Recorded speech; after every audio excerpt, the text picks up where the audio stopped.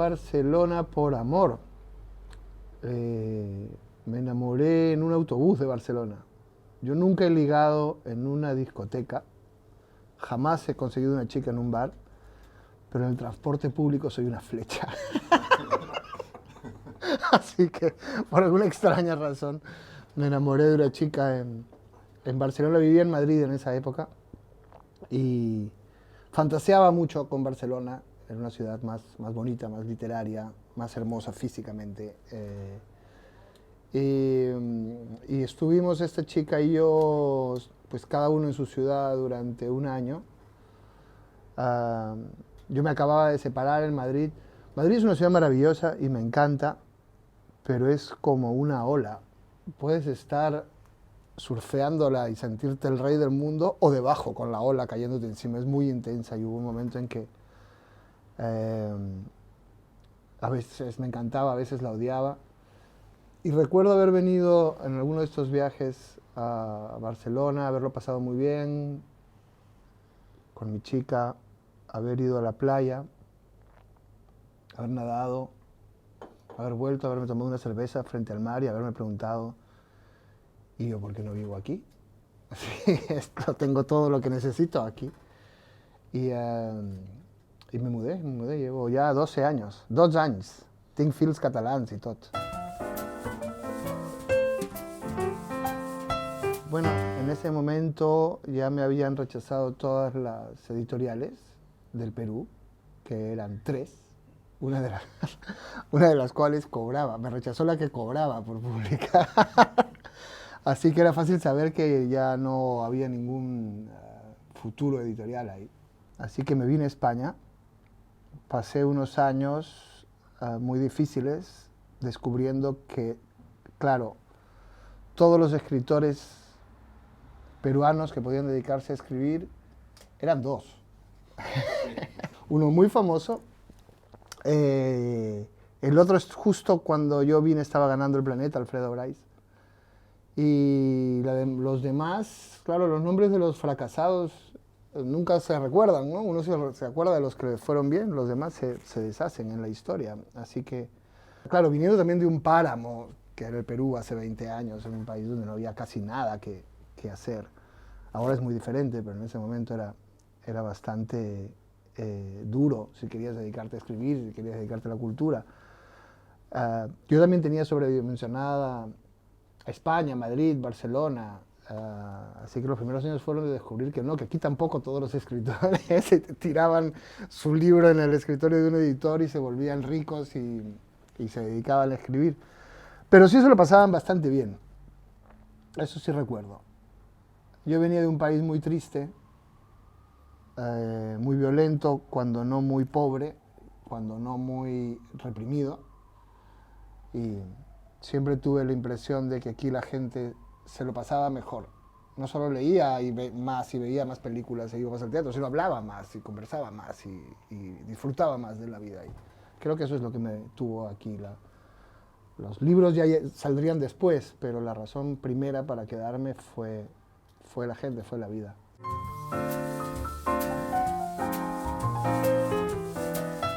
Hoy yo mantengo esos vínculos y disfruto mucho de esta ciudad y disfruto también de mis vínculos con el resto del mundo.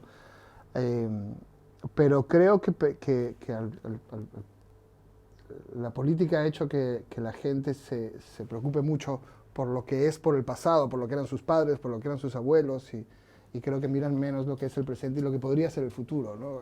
Formar parte de una comunidad mucho más grande, de la que en realidad España ni siquiera es el país ni más grande, ni más rico, ni más importante, ni más significativo. Formar parte de una comunidad que está en un momento creativo muy importante, muy interesante, y que Cataluña ha despreciado. Lo que pasa es que no creo que sea Cataluña, creo que es Europa.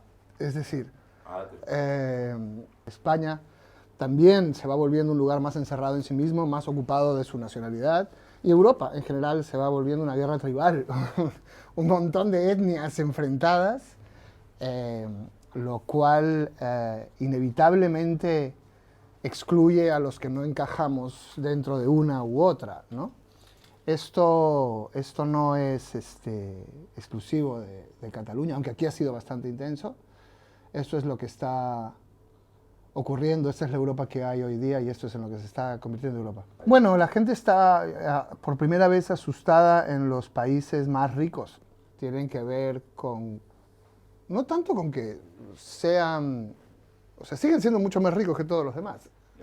El problema es que esperaban más. Tú no te mides lo rico o lo pobre que eres con Bolivia, te mides con tus padres, ¿no? Y entonces las expectativas frustradas han hecho que estén, o sea, finalmente un peruano tiene clarísimo que vive mejor que sus padres y cree que sus hijos vivirán mejor. Un europeo le pasa lo contrario. Y este cambio de expectativas ha hecho que se aferren a lo seguro, a la tribu, al grupo, y que le tengan miedo al exterior en distintas manifestaciones. Es decir, si la culpa la tienen los banqueros, o la culpa la tienen los inmigrantes, o la culpa la tiene ese otro grupo, siempre lo único que tienen en común es que siempre son otros que vienen de fuera y que nosotros, seamos quienes seamos nosotros, somos los que deberíamos estar solos y bien. Claro, eso si tú no perteneces a nosotros, te lo pone más complicado. Igual te haces una vida, yo vivo muy feliz, rodeado de otra gente que se siente extraña, inclusive muchos catalanes que se sienten completamente extraños y que no se sienten parte de la tribu. Y creo que lo mismo me pasaría en Roma o en París o en Londres, ¿no? O incluso, y a estas alturas en Perú. No, hace poco me dijo una peruana de Chimbote, de una ciudad de provincia, porque estaba justo hablando de esto mismo. Y ella me dijo, todo esto que tú sientes en Barcelona es lo que yo siento cuando voy a Lima. Yo crecí en México. México es como Perú, pero a lo bestia. O sea, lo bueno es mucho mejor.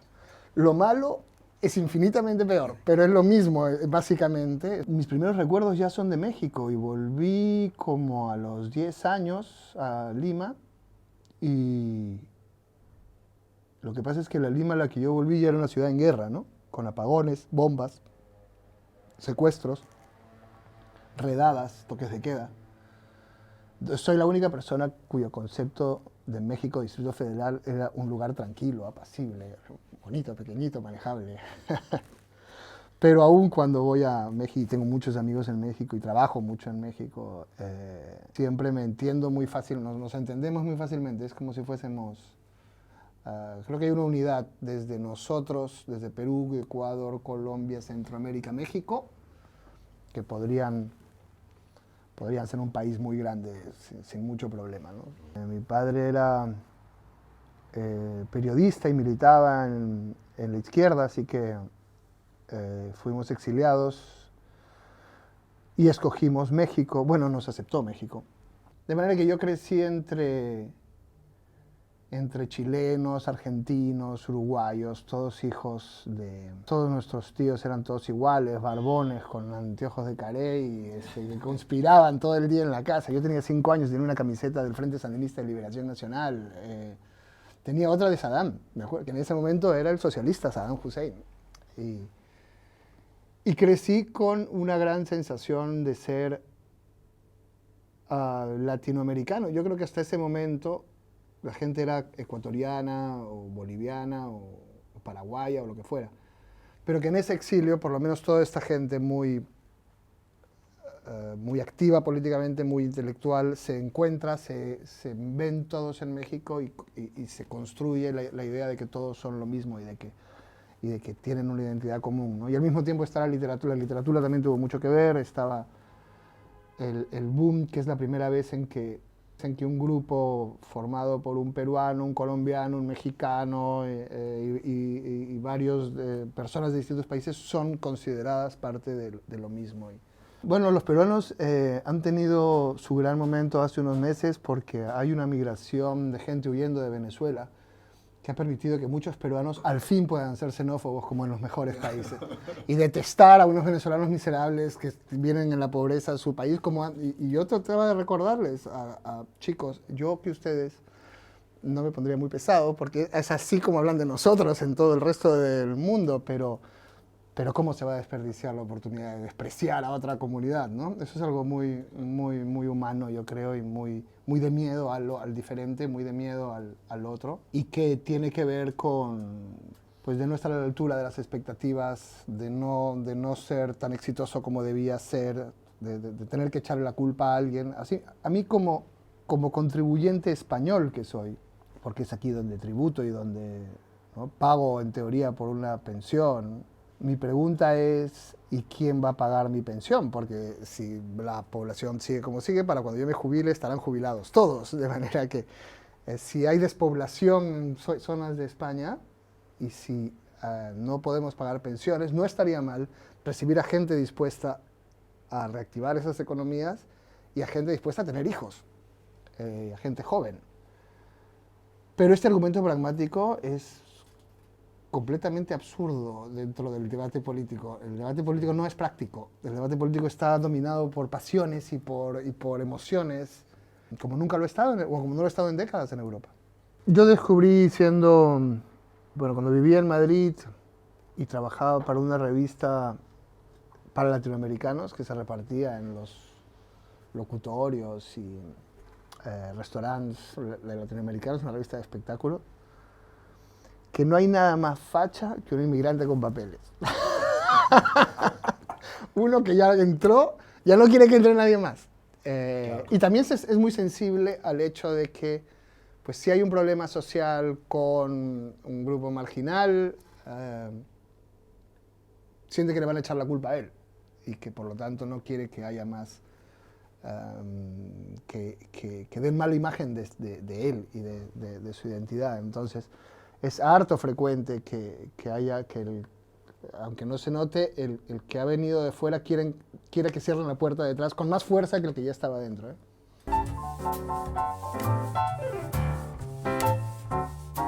Cuando vine aquí descubrí que los escritores españoles admiraban mucho a los latinoamericanos, sobre todo porque eran complicadísimos. Eran mucho más sofisticados, no toda esta literatura del boom había creado una literatura que a veces no tenía ni signos de puntuación, era ilimitada formalmente, ¿no? Pero a mí más bien me fascinó cuando llegué a España ver que había escritores populares, que había Pérez Revertes, que había Mendoza, que había unos escritores, o quizás escritores que no eran tan populares como Marcé, pero que contaban que te contaban bien una historia que te hablaba de un lugar, sin pirotecnia especialmente. Te interesaban sus personajes, te interesaba el mundo que te estaba contando. Para mí fue un alivio, porque yo me sentía y me siento capaz de contar una historia bien contada, no de todo el deslumbramiento con el que había crecido, y fue un alivio saber que es legal, que hay gente que lo hace. Sí se puede. Sí se puede, sí.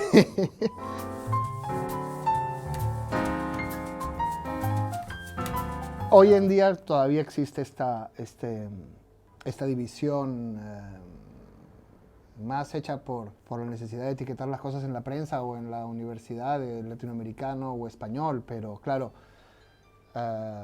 tiene que ver con un mundo que ya no existe y que yo he visto cambiar. Es verdad que hubo un momento en que toda América Latina era, en términos de cuántos lectores tiene y por lo tanto cuántos escritores más o menos puede sostener y publicar, pues era más chiquita que España, toda junta. Entonces sí tenía sentido ya decir, pues ahí hay otro país que se llama Latinoamérica, que en total da la misma cantidad de escritores y de lectores. Lo que pasa es que eso, en los últimos 10, 15 años, por primera vez, más o menos todos los latinoamericanos, o casi todos, han ido al colegio. Y entonces esto ha cambiado a una velocidad gigante. De repente, de un año para otro, hace 2 años, porque recuerdo que yo lo vi por pura casualidad, la Feria del Libro de Lima tenía 600.000 asistentes.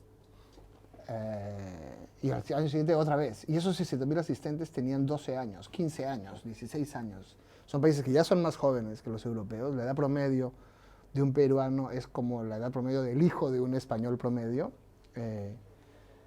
Y luego, estos son los que entran a leer, porque estos son los que han ido todos al colegio, sus padres Los que no leen ya no leen. América Latina empieza a crecer a una velocidad gigantesca y en los últimos años yo ya empiezo a ver, voy a la Feria de Guadalajara y voy con editores catalanes que están impactados por la Feria de Guadalajara. Los stands de las antiguas pequeñas editoriales mexicanas a lo mejor son más grandes que los de editoriales medianas españolas.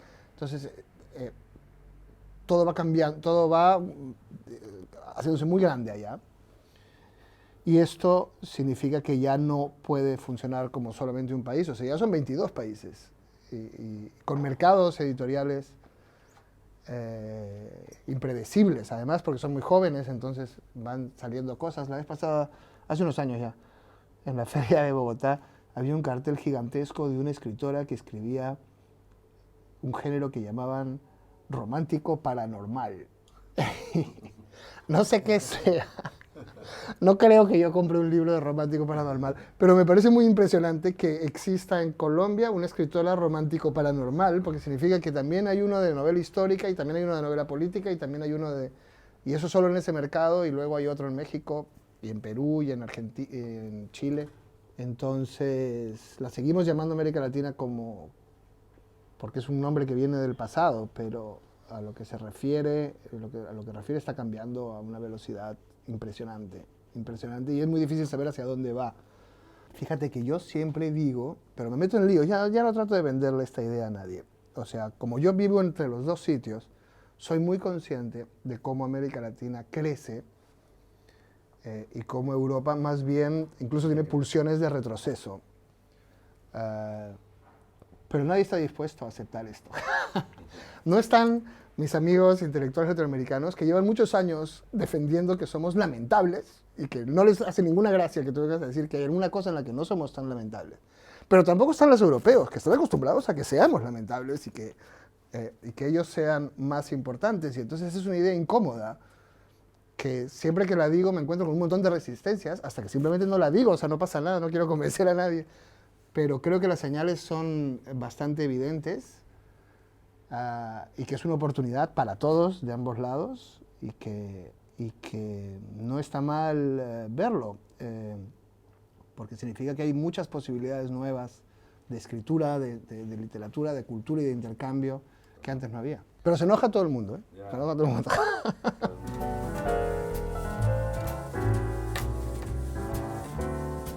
No estaba destinado a ser un académico, no era mucho el mundo que yo me sentía cómodo, pero sí podía escribir muchas cosas. Y además vivía en un país donde había muy poca gente con la capacidad de escribir.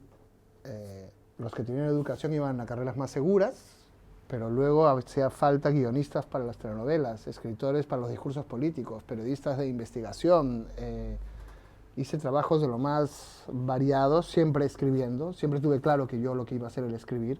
Y luego resultó que pude dedicarme a escribir novelas, pero que nunca quise solamente escribir novelas porque mi fuente de alimentación para las novelas venía de todas esas otras cosas. O sea, ser periodista te hace hablar con gente, ser guionista te hace ser sobre todo muy atento a las imágenes y los diálogos, ser traductor, que también he sido, te enseña el valor de cada matiz, de cada adjetivo y de cómo cambia una palabra según detalles muy pequeñitos. Y luego ser novelista es un trabajo muy solitario también.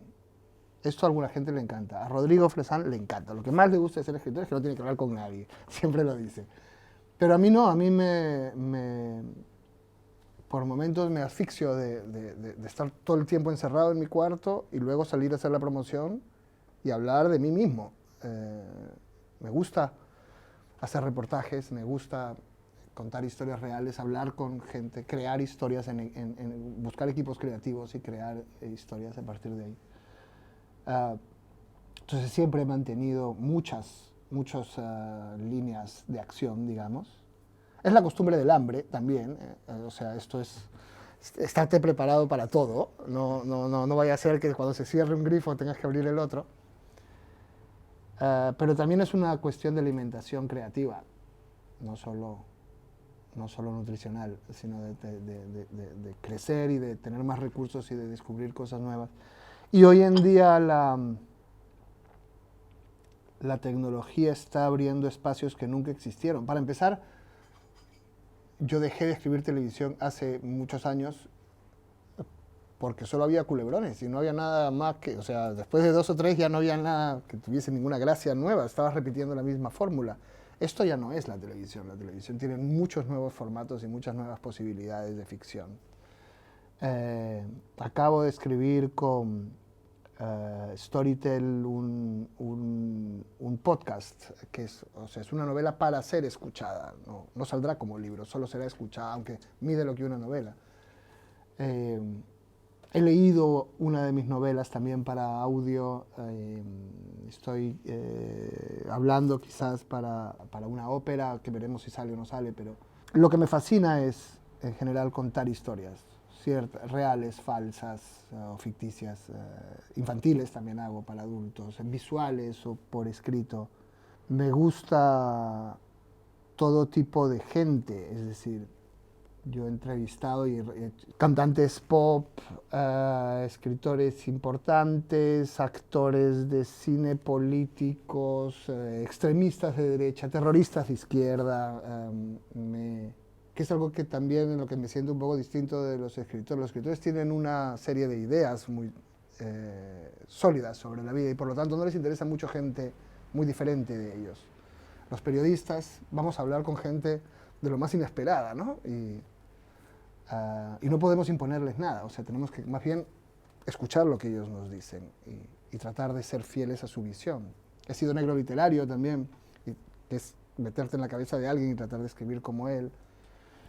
Y todo eso me fascina. No es lo que suele aparecer cuando se habla de ti, porque la novela es lo que concentra toda tu imagen pública, pero mi obra, sea lo que sea eso, es todas estas cosas, algunas de las cuales ni siquiera aparece mi nombre, y eso me encanta.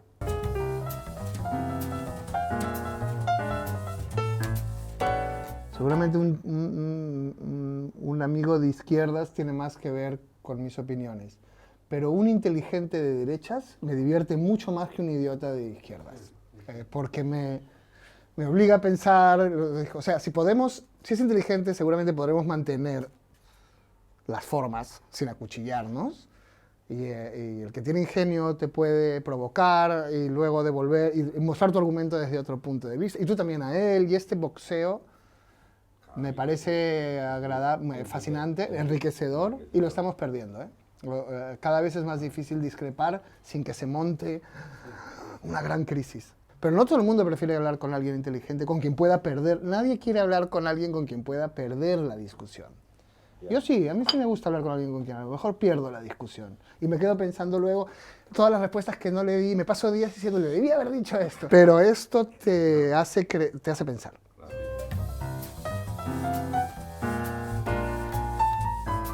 Que siento que vivimos en un mundo de exceso de opinión. Las redes sociales que voy abandonando, o sea, en las que aún existo, pero cada vez participo menos, hacen tanto ruido que realmente es imposible que tu opinión sea, inclusive si conoces mucho el tema, que tampoco es el caso en todos los temas, pero incluso en los temas que de verdad conoces, tu opinión suma al ruido. Quizás justamente el verdadero aporte que puedes hacer como alguien que sabe escribir es contar historias, porque las historias te obligan a empatizar, que es lo que más me parece que falta, la capacidad de entender a gente diferente, la capacidad de ponerse en sus zapatos, la capacidad de decir por un rato voy a tratar de ver cómo es esta persona. Si hay algo que creo que puedo aportar a la sociedad es justamente las historias, ficticias o no ficticias. Entonces me siento más cómodo, incluso políticamente, incluso siento que hago un mejor servicio a la sociedad con las narraciones que con las opiniones. Pero luego me pides que opine y no me callo.